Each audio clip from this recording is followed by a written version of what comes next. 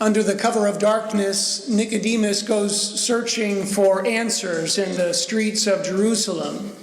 In his back alley meeting with Jesus, he's looking for a clearer understanding of who he is, what he means for the Jewish faith, and what he's asking of people to follow him. And Nicodemus gets more than he bargained for in this conversation. In the verses leading up to what we heard in our gospel this morning, Nicodemus says to Jesus, "We know that you are a teacher who has come from God." In other words, we know who you are. We've got you figured out. We've seen your kind before. And Jesus offers his rather mysterious response, which he often does in John's gospel. No one can see the kingdom of God unless he has been born again from above. In other words, you think you know me. You think you understand what I'm saying. You have me pegged for just another religious teacher who will eventually pass away. But you cannot truly know me unless you are willing to be born again from above, unless you're willing to open your mind to a new possibility, unless you're willing to let go of the ideas that you have in your head about who I am. Then you will never understand who I am and what my purpose is in this world. This is what it means to be born again from above, to let go of our ideas and to allow our eyes to be opened to new possibilities. And then there's that great question from Nicodemus that expresses both his confusion at Jesus' response and also his anxiety about his own life. He says, "But how is it possible for one who has grown old to be born again?" Nicodemus is afraid of missing the boat. He's afraid that what's being offered here is something that he's not capable of grasping. And in some ways, in this question, there's a kind of a cry that comes out in Nicodemus. Help me. Help me to see.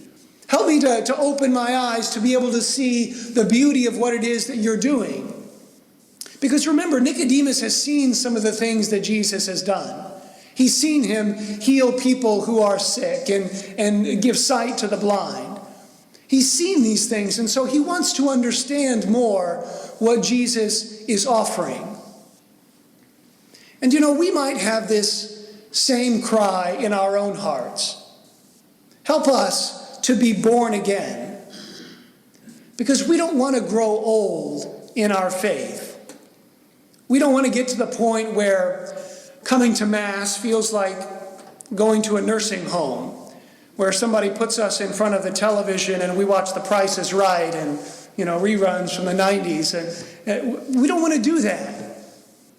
We don't want to feel as though someone is reading to us the same old stories, thinking that we don't remember that they read them to us the week before. We don't want to feel as though the food of the Eucharist is just another tasteless meal that doesn't satisfy us. This is not a nursing home. This is not a place where we come to spend the rest of our days, where we come to kind of slowly fade out. This is a place where we can be born again, where we can experience a newness of life, where we can learn to live again and to love again and to offer ourselves again for the sake of our brothers and sisters. This is a place for life, where life is reborn, not where life fades out. But if we're going to do this, then it means that we have to be willing to open ourselves to the newness of faith. I kind of joke about this not being a nursing home, but there is something comfortable about nursing homes. There's something nice about the idea that someone is going to come and change my bed and I don't have to do anything. There's something comforting about the idea of someone wheeling me down to the dining room so that I don't have to move a muscle in order to eat. Maybe there's even something comforting about knowing that we can just push a button and somebody's going to come and minister to our needs. But But the Spirit won't let us live like that.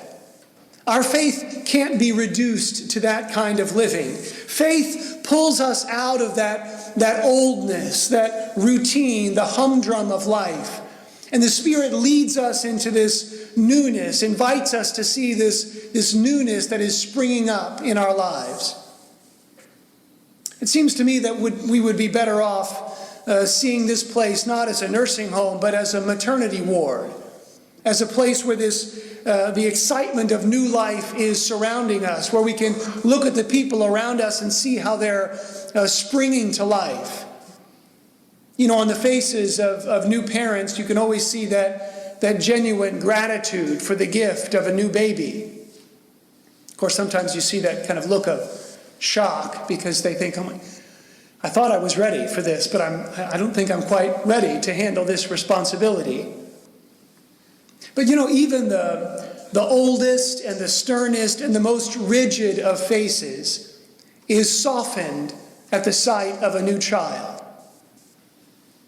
And you know, I think we need that in our parish and in our own life of faith.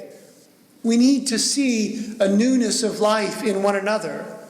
We need to see each other responding to the way in which God is calling us, so that it can soften our hardened hearts, so that we can receive more fully the gift that God wants to give to us. And the fact is, God is not going to stop offering this newness for us, something to wonder at. God will always provide something that will help us to see life in a new way and to be born again from above. We hear this in our reading from St. Paul this morning. He says, "For by grace you have been saved through faith, and this is not from you. It is the gift of God. It's not from works. It's not from anything you've done. It's not because you've deserved it or because you've worked for it. It is simply a gift. This newness that God places in our lives is a pure gift that God gives to us to help us to wake up a little bit and to appreciate the goodness that He offers to us. I mean, day after day, God gives us one chance after another to see this newness and to follow Him in a new way. But I wonder how we respond. I wonder how willing we are to move from a place of comfort to something that pulls us beyond ourselves. You know, I think so often we just kind of sit there in our little nursing home with our vinyl-covered recliner and our zombie-like eyes fixed on the television to distract us from the fact that we've become prisoners in a place of loneliness. Maybe I'm being a little hard on nursing homes this morning. I'm sure they're not all that bad. But the fact is that God didn't come to visit us in a nursing home. You know, God didn't come into this world so that He could make us comfortable, so that He could medicate us, so that He could just put nice pictures on the windowsill so that we can remember the days long past. Christ came into this world to awaken us, to shake us up a little bit, and to lead us out of this place. Christ came to break us out of the nursing home. Now, don't go down to Good Sam's and start stealing old people from the nursing home. I'm not at all giving you permission to do that. But this is precisely what God is doing for us. He's come to break us out, to set us free so that we don't get locked in our own little world, but so that we can move outside of ourselves and experience the beauty of the life that lies beyond these walls. We have to live our faith in God in the maternity ward of the church, where there is new life springing up around us, and where wonder and awe can be seen on the faces of all those who come here. You know, it doesn't matter how old or young we are. For each of us in our own circumstances, there will always be something that happens in our lives that will allow us to stand in awe and wonder at what has been given to us. So let's look for it. Let's look for it in our lives. Let's watch for Christ, who has entered human history to set us free and to break us out of our numbness and loneliness. Let's show our preference for the light rather than the darkness by leaving our little room and setting out to discover the marvels that God desires to show to us today.